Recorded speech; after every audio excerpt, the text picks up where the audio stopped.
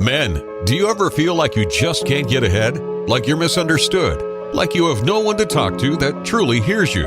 And women, are you often frustrated, hurt, and saddened in your relationships with the men in your life? What if there were a community of like-minded men going through the same challenges that would support, hear, and understand what you're going through? Working together in unison to create understanding, intimacy, and strong connections.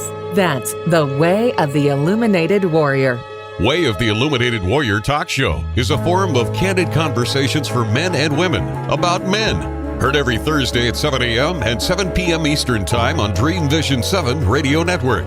Being a man today is not always easy. Until now. Welcome, everyone, to the Way of the Illuminated Warrior Talk Show. I am your host, Waska, and I have a friend today who we're going to get into a wonderful, candid conversation about dating and marriage and relationships and all that fun stuff that we know our listeners want to hear. So this show is about candid conversations for men and women about men. So we're going to just throw it around and see where it goes. And I'd like to first introduce my guest, Sarah. How are you doing, Sarah? I'm great. I'm so excited to be here. I'm a little nervous too, but it's that kind of like excited, nervous thing, you know? Yeah. A new thing and not knowing where it's going to go and being excited to find out where. Yes, that's beautiful. And we discussed beforehand that we're not going to really prepare anything other than some potential titles. And that's why I call them candid conversations, because we're just going with the flow. And, you know, I usually go off on tangents. I know you said you might, which I encourage. Totally. It's all good. It's all organic, whatever happens. And I think people appreciate that rather than canned answers and staged responses. So, oh, yeah. Yeah, for sure. Myself included.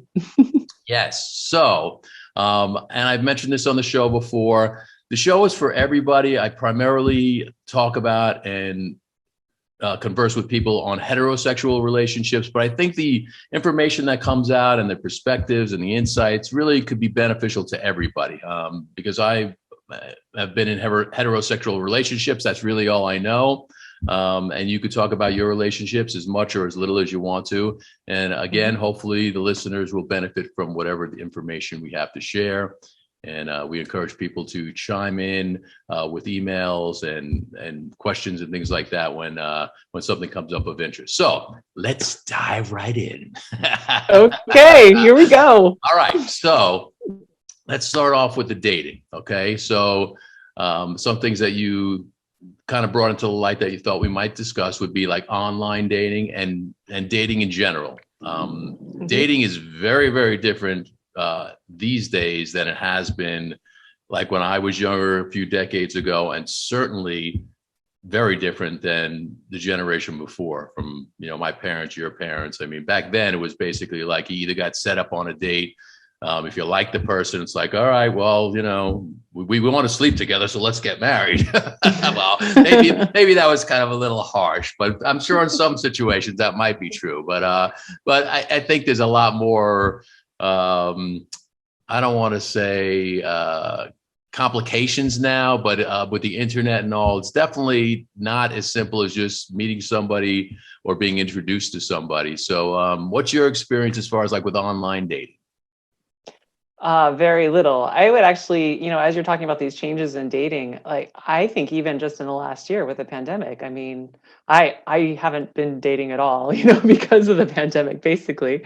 And maybe I wouldn't have anyway. I haven't really dated much in the last 4 years. And I don't really online date. You know, I have several friends who have met their partners, they're married, and, you know, everybody raves about online dating. But for me, I've kind of gotten to the point where I'm like, well, maybe, you know, maybe it's what everybody's doing. But there's just this thing about it where I'm like, I don't know, like it just doesn't draw me in. Mostly, I think I've reflected on this a lot. And I think it's because for me, at this point in my life, at least, I feel like that's a context where you're kind of making an assumption ahead of time about like, here's what I'm here to find. And I'm looking for a person who's going to fill that role. And there's nothing wrong with that. But for me, I'm really interested in just becoming friends with people in general first, and then seeing what develops. And I think that's because for me, in my, my history of relationships, I go into them with that context, like I'm looking for somebody to be my romantic partner. And, I'm like narrowly focused on that. And I choose somebody for that role, sometimes more intentionally than others. But anyway, like I'm always focused on filling that role. And I'm not going to say it hasn't worked out. I mean, I am single, but every relationship has had its benefits and like wonderful lessons and all of that. But I just want to do it differently now. I want to see what it's like to really have a solid friendship and then see what emerges from there. So it just doesn't feel like a great fit. And I actually kind of came to the conclusion that what I'm already doing with like going to meetup events, and like meeting people in person and just kind of doing whatever I enjoy doing, getting to know people that way is probably actually the best quote unquote dating app for me. Yeah. Yeah. No, I totally agree. I've never liked internet dating, which interesting enough, that's kind of like where my long-term relationships have come from for the most part. When I got married, it was an ad in the newspaper. So you put in Really? an ad. Yeah, it's crazy. Yes, I'm that old. Yes. It was what they call it personal ad. So Yes, you I would know put of in these. an ad. I don't honestly remember. I think I answered an ad, but it was crazy because you had to wait. Like you would put in an ad and then like maybe you read another ad back. I don't even remember how it worked, but it wasn't the immediate, and I don't want to say immediate gratification, but the immediate response that you have now, like within texting or any other kind of like app that you could just go right on and bling, you got a message, that. Yeah. Or it was like through the newspaper, you'd have to wait a couple of days till your ad even came out and then see who responds to it. So it was very, very different. But I think it was more thought provocative. You really had to decide what you were putting into it because you couldn't change it or retext or sending something else to follow up. It's like, oh, that's your ad, that's what you're getting, unless you want to pay again and put something in next week. Yeah, So that's that's how true. I met my wife in the early '90s. Was through a personal ad, and actually another long-term relationship was through eHarmony. So Mhm. interesting enough that it kind of worked for me. And then another relationship was kind of through the internet, also just somebody that I had met that I just connected with. So the technology has worked for me. I mean, I'm single now, so I mean it's worked for X amount of time, and my perspective, which I'm going to ask you yours in a moment, has changed over the years. Like I I got married and when I was 34, so that's kind of late in the game Mhm. from back then because I just didn't want to marry anybody. I wanted to feel like I was in love and this was going to be the one person I was going to spend the rest of my life with, which I like to think most people don't think they're going to get married and get divorced, that you Yeah. plan on staying together. But things happen, you grow apart, and life happens. So my perspective has changed on long-term relationships, maybe because I have gotten older, that I don't want to, and I don't want to say waste time, but I don't want to spend time with somebody that I don't think there's potential there. And I also, my romantic inclinations as far as like, oh, there's just the one love out there of my life and I'll meet her and we'll live happily ever after, is kind of changed too. I think, it takes work. Relationships take work. And I think you can make a lot of relationships work if there's like commonality there, if there's relatedness there, if there's core beliefs there, and a desire to actually work at it. Because, Yeah. the initial connection really, even through studies, has been, it's usually chemical, it's visual and chemical, and eventually that wears off, and not to say that's a bad thing, but like, let's say you're together for 40, 50, 60 years, hopefully you still look at your partner and say like, wow, but maybe that's because a love has grown there and you admire them and you're happy growing old together. But if your mindset is that physically I'm not attracted to this person anymore, then what's going to keep you together if you don't have those connections, right? So what's your feelings about that little rambling of mine? um, Many feelings. The most immediate one is the idea of physical attraction fading in a relationship to me feels scary. Like that feels really important to me. And I know everybody says like, yes, it's going to fade over time. But for me, that just feels so scary. It's not that I'm like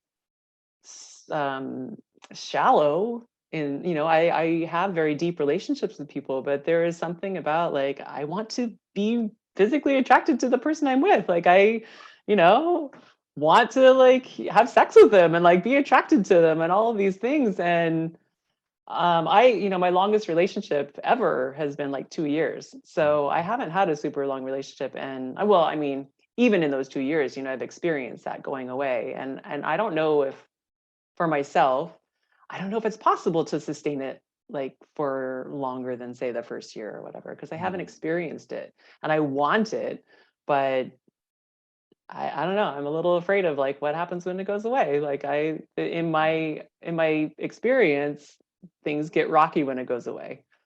Yeah. So I guess maybe this is why like starting with the friendship is really important to me at this point in my life.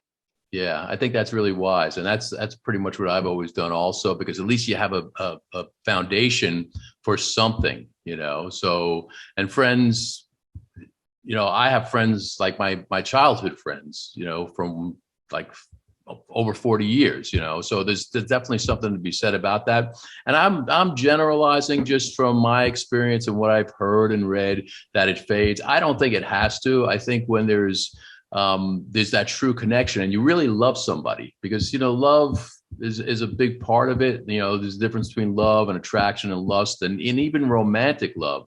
I've spoken about on the show this book which really kind of like rocked my mind, and it's profound. So this dude Robert A. Johnson wrote this book called We, W-E, and it basically explains from both perspectives, male and female, just the psychology of romantic love. And I will attest to this because I've done it before, and I think most guys do this, that we are initially attracted to a woman, she's beautiful and she's the goddess. And we put her up on this pedestal and she's going to like fulfill all my needs. And she's, oh my God, she's the most wonderful thing. And we're writing poetry and all this stuff. And that's all we think about, and the reality is that it's not fair to her. First of all, she has no clue. She just thinks, okay, maybe you're really attracted to her, but you've created, well, I want to say you, like the guy, has created this image that she can't possibly fulfill because it's just not realistic. It's like Maya. It's an illusion. It's fantasy. And Robert A. Johnson calls it anima and animus. Anima is from the female perspective, animus from the male perspective of what we do. So of course, eventually, it's going to wane because it's just not sustainable, because A, she doesn't even know what's going on in your mind. And B, it's just not realistic. So studies have shown, and that's why I'm always curious to ask like people who are not in long relationships, how long was your longest relationship? And guess how long, like if you could get past a certain point, it may sustain. 2 years. 2 years, right. Yeah, so, yeah. And I believe from what I've read and understand about that, it's because it kind of takes 2 years for us to like take off that mask and really be ourselves and really see the other person for who they are and drop this anima and this animus and these illusions and then have a relationship. But then it's like, wow, she was the goddess. I loved her. She was going to fulfill everything. Like, I don't even like her. It's like, okay, dude, well, it's because you had no basis of really putting her up on this pedestal in the first place. And so the long story short of what Robert A. Johnson was saying is how to sustain these relationships instead of having the illusion of somebody fulfilling all our needs. And it's very narcissistic to a degree, a guy putting a woman up on this pedestal, because it's all about me. You're going to fulfill my needs. The goddess is fulfilling the god's needs, which is, it's narcissistic. So what he talks about, which I totally agree with, and what supports what you're saying, and I also agree with, is the friendship, is the relatedness. Like if you want to have a relationship that could potentially sustain and go the distance, what's the relatedness between the two of you? Do you see things eye to eye? And you don't have to see everything. You don't have to agree about everything. But even if you don't, so what does that look like? How is your conflict go? Do you listen to the other person, or is it just like, no, no, no, no, no, it's me, or I got to win this conversation? Or is it like, I understand what you're saying, I hear you, and this is what I heard. I don't necessarily agree with it, but I feel for you, I love you, I want to make this work. There's two different ways of looking at it. It's either the conflict or the communion. So I think that relatedness is really huge in how a relationship can go forward. And like you're saying, having that friendship and having the relatedness, which is part of our friendship, you could build on something. So I think that's a great model to go from. And you could still be attracted to the person. And then when I believe the relationship strengthens and you become more fond of the person, you see aspects of them. It's not just about the physicality, and then the love could just grow stronger and stronger. So you can be attracted to a person into their 80s, 90s, who knows, right? Yeah. Yeah. So, Well, that's what I'm hoping for. I mean, I have experienced it on small scale, like I said, it's only been 2 years max, really 2.5 years. And it's true, like maybe I wasn't as attracted to a person in the beginning, but then you get to know each other a little bit and you're like, oh, actually, okay, now you're pretty hot. It happens. But I love what you shared about, putting somebody on a pedestal. I have done it so many times, and it's not, it's just feel like it's a human thing that we do or something, or at least in our society, we do it. yeah. And I at least now have the self-awareness to catch myself doing it. And I might still indulge myself, but I know exactly what's going on, and it's not going to like ultimately go well, because it's not about that person. And as I build my own self-awareness around doing that to other people, I also then see them doing it to me. And I've, had several awkward conversations I'm getting better at kind of addressing that as quickly as possible. And, as I see it kind of happening, I'm like, okay, like, I understand, like, you kind of want to move this thing along quickly, but you don't even really know me yet, Right. that's not real. And yeah, it Yeah. goes well sometimes and weirdly other times, and it's all okay. We'll be right back after this. Do you sometimes feel down, lost, or lonely? Are your finances feeling sluggish? Can your relationships use a healthy tune-up? Don't fear, bro. Help is here. Experience the benefits of connecting with other men who are going through similar challenges.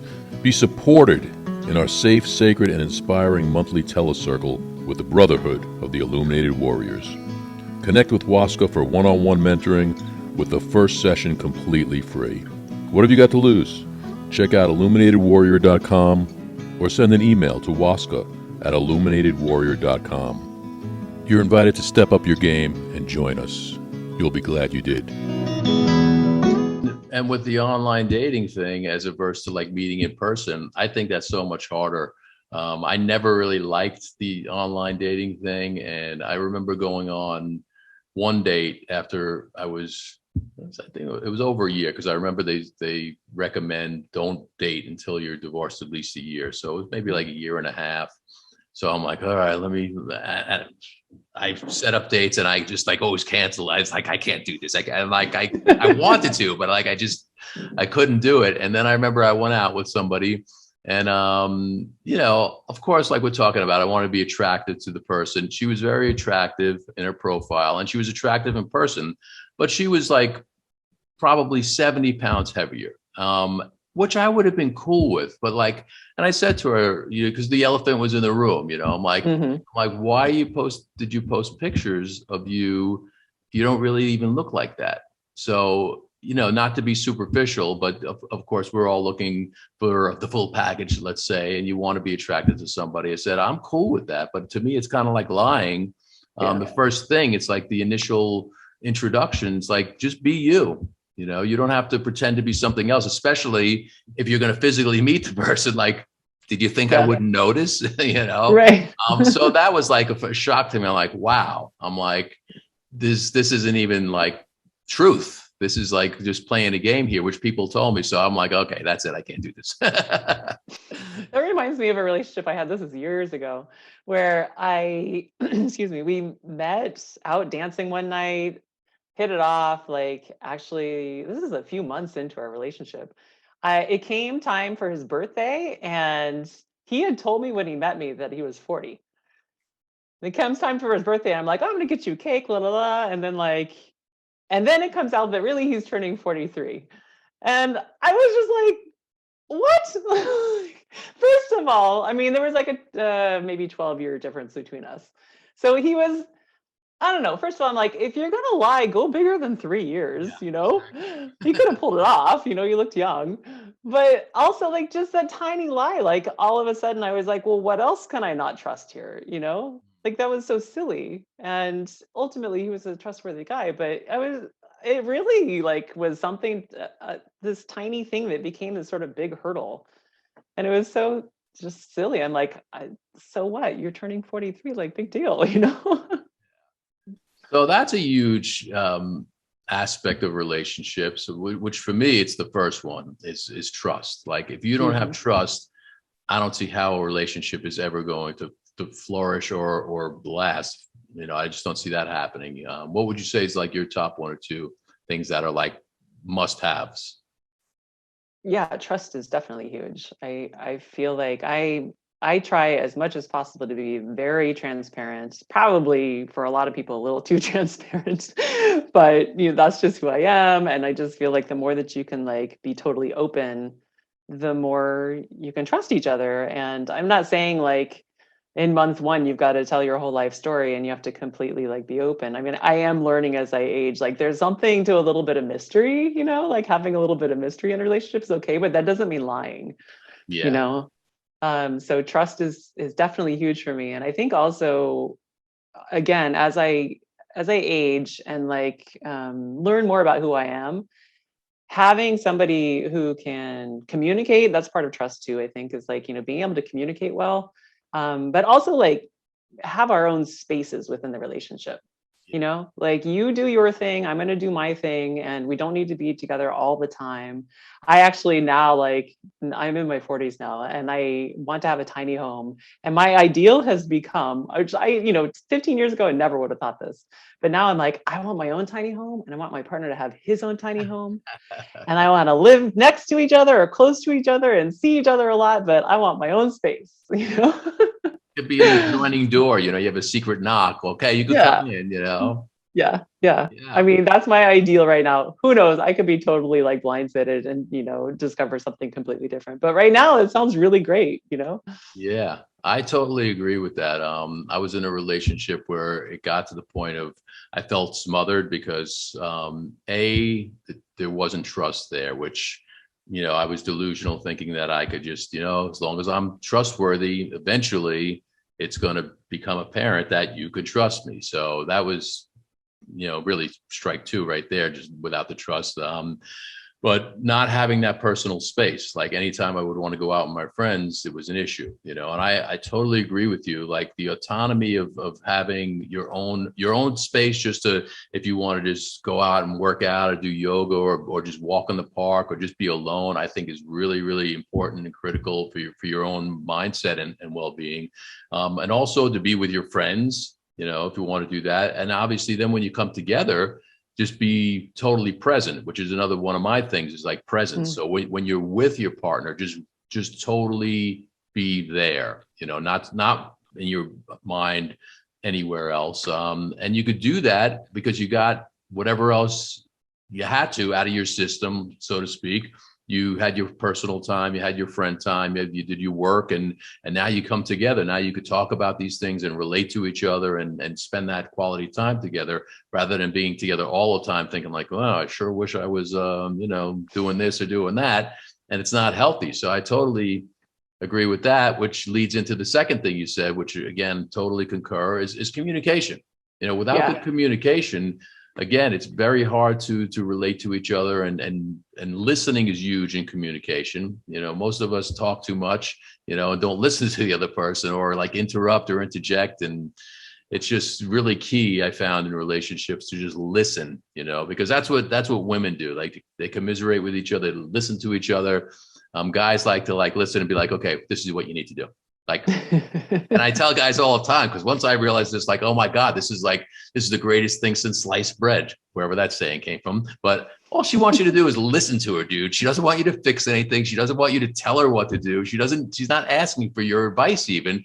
And, guys usually are like, nah, how could that possibly work? I'm like, try it. It works. So just sit there, acknowledge her, and, hear what she has to say, and just say, yeah, I hear you. I get it. Is there anything that I could do for you? Not like, okay, I got that. I've been there, done that. And this is what you need to do. Like, yeah. But It's so true. And it's so funny to hear you say that. I fully 100% agree with that. And it's too rare, and I totally understand why, men are primed to fix things, and, then that's what they go to. But also at the same time, I do that, and I'm thinking about, sometimes I'm a good listener, but in situations in which I just am uncomfortable for one reason or another, I want to fix it. And I want, I will do the same kind of thing. And it's not just, I don't want to put it all on men. I mean, I think it's anybody. When you're like somehow uncomfortable and you feel like you need to do something about it, then like we go to that fixing place. Yeah. That's a lot of the work I do with the guys, because a big paradigm is, especially with guys, because the materialism, the money, and the success comes up, about having money, having, nice cars, having the house, and that's how we're going to, support our women. When a lot of times, those things are important, but a lot of times she just, like Marianne Williams says, the most important or key psychic quality that a woman wants, she just wants to be cherished, whereas guys want to be heard and needed, so it's kind of different. So, but she just wants to be cherished. She doesn't necessarily need, the Lexus or the, some people like that, and there's nothing wrong with that, but it's really just, again, that presence and the cherishing and the hearing, rather than just, I gotta make the money and I gotta have the materialism. So the paradigm of having, and doing whatever you need to do to have, and then being who you really are meant to be, rather than, be, do, have. So the first one is the have, do, be. The be, do, have is very different. Like I talk to the guys a lot. Just be the best you could be. Live with integrity. Live with, with good communications. Live with love and compassion in your heart. All the things that, hopefully that you're into that kind of stuff, but be the best you, the highest vibrational you could be, and then do whatever it is to support that. And then you'll get the stuff, but just going after the stuff sacrifices the true highest self that you could be. So, but that's, I think in this society, we're more about like, what do I get to have? Yeah. Can I have a little story that popped up for me, like literally 5 minutes before I joined this. Can I share this? It's totally related, because I also have this, or have had, I'm just getting better, but like this attachment to like, I am what I do. And if I'm not successful in some externally defined way, then there's something wrong with me. And so I was sitting here, kind of trying to meditate and not be nervous about coming on here. And I did this, I had my eyes closed, and maybe 5 years ago when I was a coach, my brand was called Oracle Playtime. And I had developed this method that I called Oracle Playtime because I'm into like tarot and like all kinds of different ways of accessing intuition, but I like to make it practical. I always like to bring these things to like more mainstream populations, and like, Brit may be the bridge in between the two worlds. So I developed this way of accessing your intuition that's just like, it's pretty simple. You just, close your eyes, or however you kind of settle down and connect to whatever source of truth you have within yourself. And then you frame a question in your mind. And my question was, when I was sitting there, like, what's going to help me just show up and, make the most of this for myself and for anybody listening. And then with that question in mind, I open my eyes, and it's sort of the first thing that you land on. And it doesn't always have to be visual, but I'm a very visual person. So just notice that thing, observe it, just get curious about it. Like, what do you notice about it? What is it telling you? What message might be there for you? And so my eyes landed on this bag that's down here on the floor next to me. and it's just like a reusable kind of shopping bag. And I was like looking at it for a second, like, what? What's a bag? Like, what is that telling me? And then I remembered the brand of this bag. It's called Brave Brown Bag. And I was like, Brave Brown Bag, that's interesting.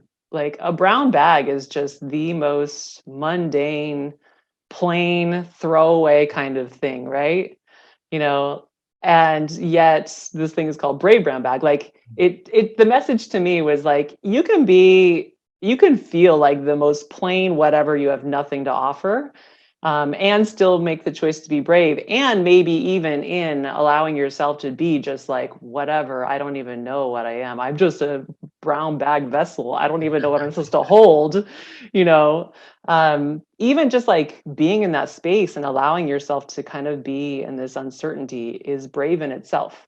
Yeah. And if you can show up in that space and just be real, like, that's pretty brave in this day and age. So I'm holding on to that. It's working for me today. Maybe it's helpful for somebody listening. Yeah, I like that. I think that's awesome. Yeah. It's not always easy to be in that headspace. So yeah. Yeah. And also when you can like practice being in that space, like, I am totally fine as a brown bag, whatever, you know, then it's just like, it doesn't matter what you do or what you don't do or what success you have or you don't have. And like, in the end, you're just a human here with all these other humans. You're a brown bag amongst other brown bags, all Yeah. holding different stuff, and then it doesn't even matter in the end. It's just like, then you can just play and explore and like fail and do all of these things in life. And it doesn't mean anything about who you are, essentially. Absolutely. Yeah. So I'm visual also, that hence, my television production career. So I Yeah. was closing my eyes and listening to you. And then when you said the brown bag, what popped into my head, I use brown bags primarily. I put my avocados in there if they're not ripe already. So, Oh, they're in yeah. the brown bag and they ripen. So then I'm just thinking like the metaphor of something that's not really ready to emerge, or it's not ripe yet. It's not ready to be enjoyed. And it's just slowly, it's ripening and coming into its own. And so I was having that visual when you were saying that. I love it. So That's yeah, great. let's be brown baggers. Yeah. Well, it's true though. Just like what you're saying, and I like the exercise of doing that. That's a great exercise for using for coaching or for anybody in any situation. So I guess when you were using that, I'm sure, I would imagine you found like really good success with that, right? Even if you're not Yeah. visual. Yeah, because you can do it about, how are you feeling? What do you notice in your body right now? Like, what I started to get really excited about all the different possibilities, because you could do it around food, you could do it around, any kind of experience. Just stop and get curious about what it is that's right in front of you right now, and like, what message does it have for you related to this thing that you're wondering about? Or maybe even not, like maybe just tuning into whatever's there in the present moment. Yeah. But yeah, I would take people and we'd go on walks around town and just explore and constantly just get different messages from different situations and everything. And it was just such a fluid way to look at life and build insight. Yeah. Well, it's the signs and symbols. My friend Simi wrote a really great book. It's Conversations with the Universe. And it's really basically just says the universe is always talking to us. And when we're aware, these little things that happen they're not even synchronicities, as she said. A lot of people say that a coincidence, and some people say they're synchronicities, but it's really the universe really supporting us.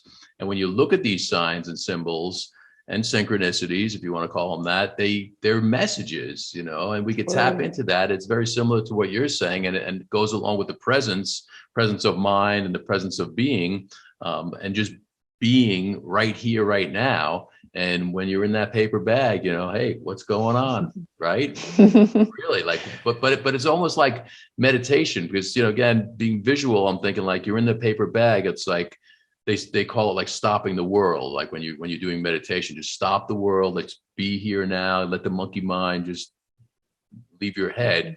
That you're in that paper bag. It's like almost like sensory deprivation, and you could be in the moment, and you could just allow whatever thought to come in and be with that. So I like this paper bag thing. Yeah. And then I'm like, and you use paper bags, like when you're hyperventilating, you breathe into the paper bag. I'm like, there's so many things we can do with this paper bag. Yeah, we can make hand puppets out of them, Really, it's like the most personal thing. Oh my gosh. Amazing. I like it. Yeah. Yeah.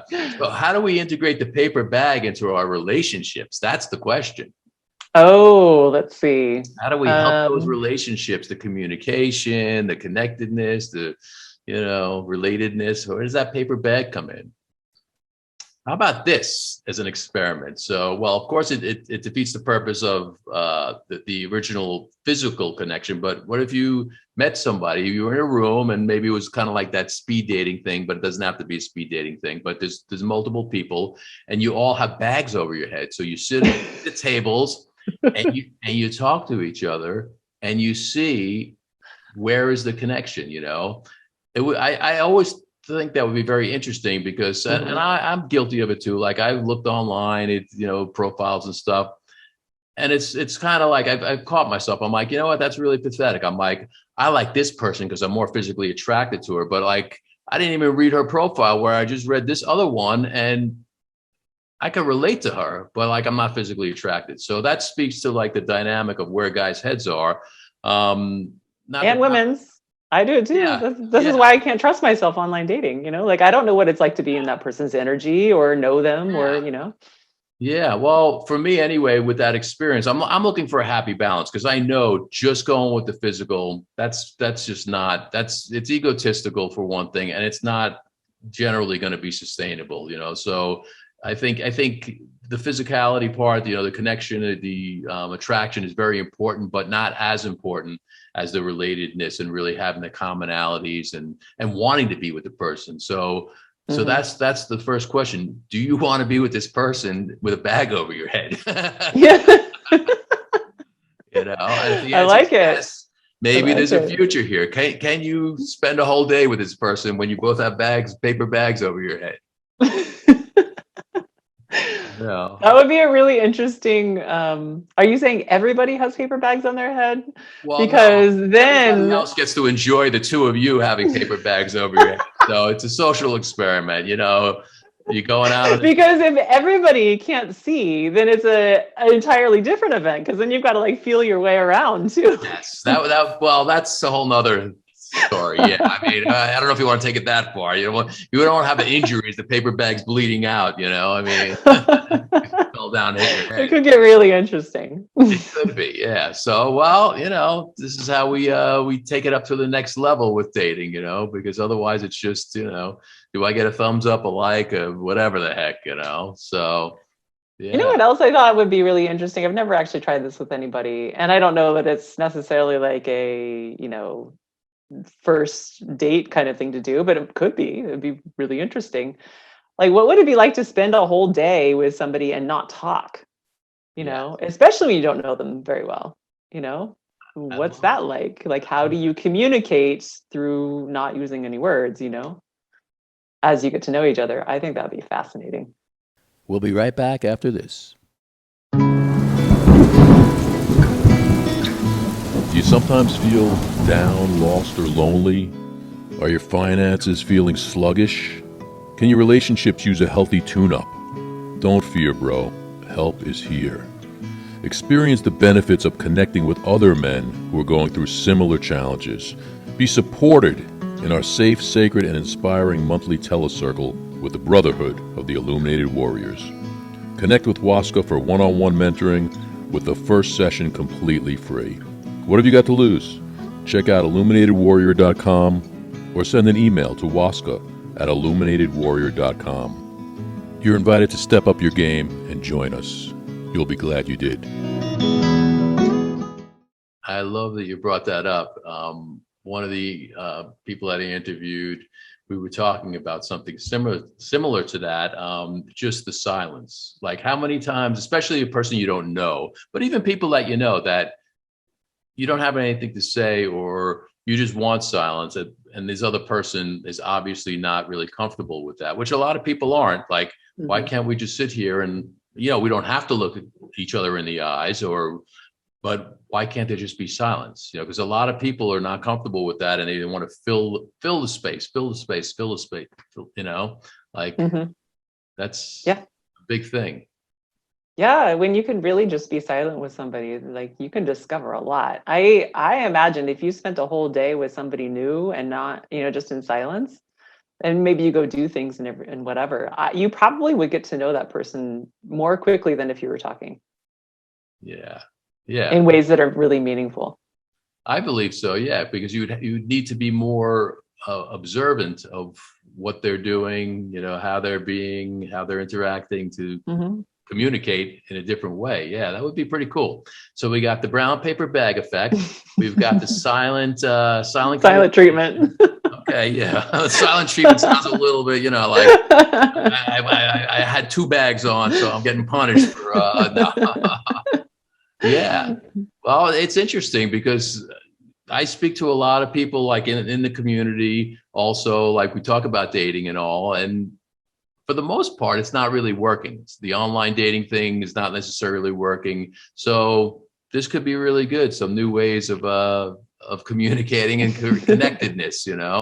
I think we might be onto something. We might have a new, I don't know how you would do this, but there's something, there's a Paper bag seedling dating. of, Yes. there's a seedling of a new movement here.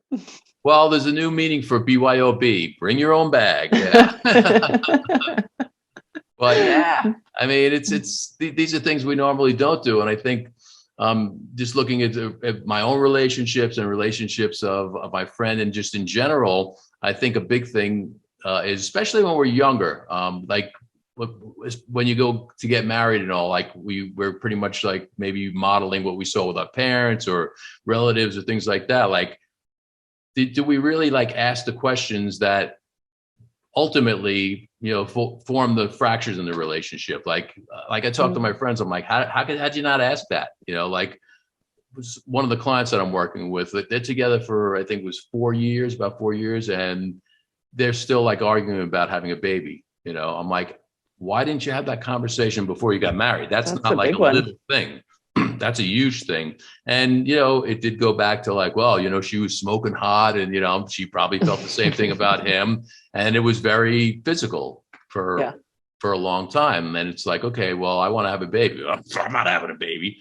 Like two total polar opposites. I'm like, wow. You know, so I think having those conversations, those really important conversations especially before making that kind of commitment is really essential, because otherwise you find out afterwards and like you just made this commitment to each other and it just doesn't make sense. But how many people do that?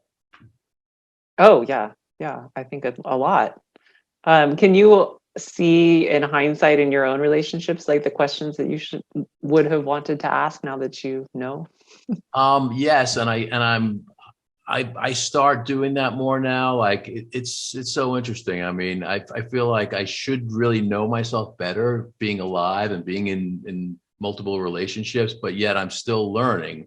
And I also think for me, as well as probably most people, the experiences I had growing up, you know, my parents got divorced, my sister got divorced. I had this fairy tale mindset of like, nope, I'm getting married once.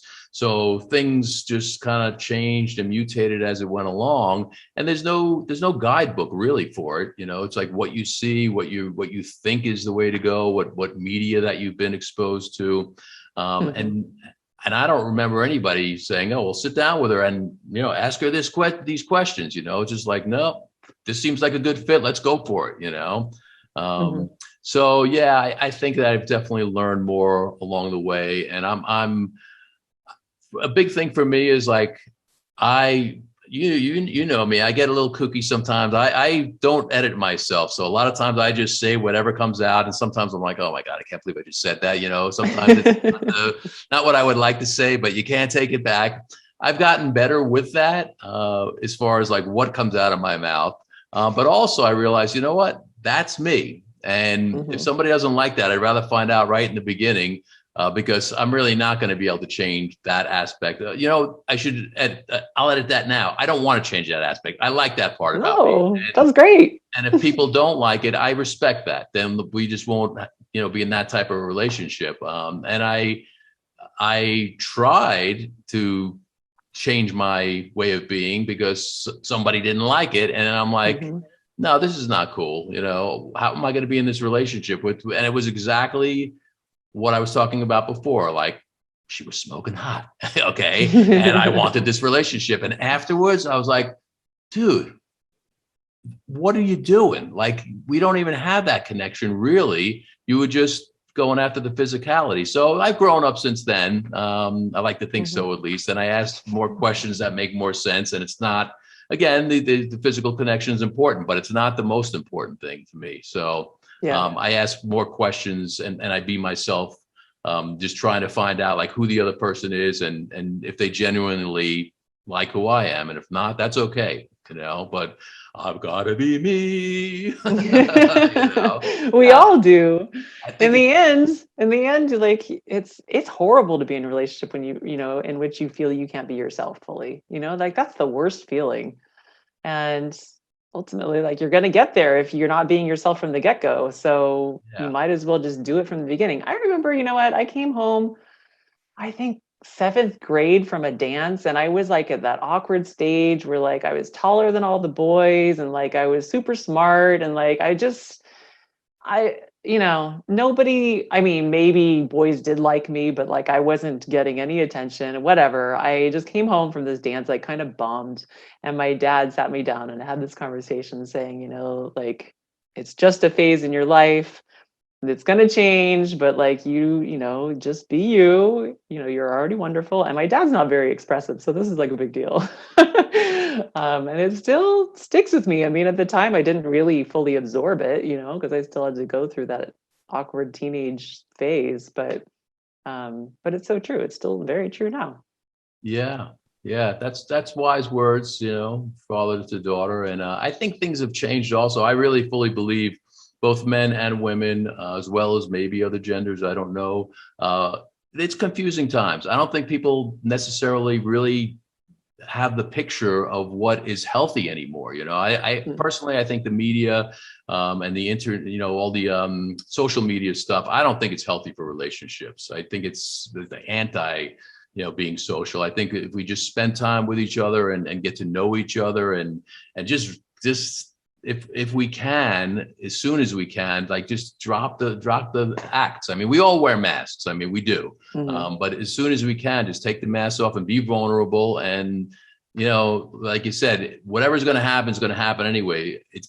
Isn't it better for it to happen on a couple dates rather than 2 years later, you know, because we weren't really truthful with the other person, and we're not really being truthful with ourselves either. So it's, I think it's really important for just be yourself, and wherever the chips fall, we'll find out sooner. And, you know, what you were saying in the beginning, I think is really key too. Start off with a friendship, because if it's a true friendship, you're going to like each other for who you are. You know, you may tweak each other, which is okay, but at least you're going to like each other as friends first. And, you know, I don't think there's much judgment, hopefully. And then you could build from there, you know?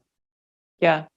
You know, what's also interesting that I've observed, even in myself, you know, as I've grown and, you know, my own path of learning about myself and becoming more aware, it's almost like there's this, I guess I can only speak for myself, but like I went from maybe not expressing, trying to please, like all of that, not really knowing myself, to then swinging a little, you know, to the other extreme and like being very transparent, and like the most important thing is for me to be completely open. And I see this like in society in certain groups more than others, where it's almost like radical honesty. I'm doing air quotes, radical honesty, but then like there's no caring in it, you know, like there has to be, yes, openness and honesty and communication, but like you still have to weave in like compassion and empathy and, you know, all of these other things. And so, you know, you may swing too far to the other side, and then like you kind of learn, oh, that doesn't really work very well either.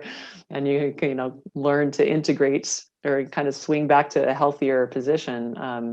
But I do, I do see, I'm hoping it's just a phase in people who are just growing, and they'll learn to bring more compassion back in. But there is this sort of mindset out there of like, well, I just have to be completely open. And if everybody, or if anybody else like feels badly in response to what I'm saying, like that's their own issue. you know, and like that doesn't feel good either, you know? No, I think that's maybe a little bit the ego and the narcissism also, Yeah. not really caring about what anybody else says. Like, and I can relate to that. Like when I was saying, I'm just going to be me.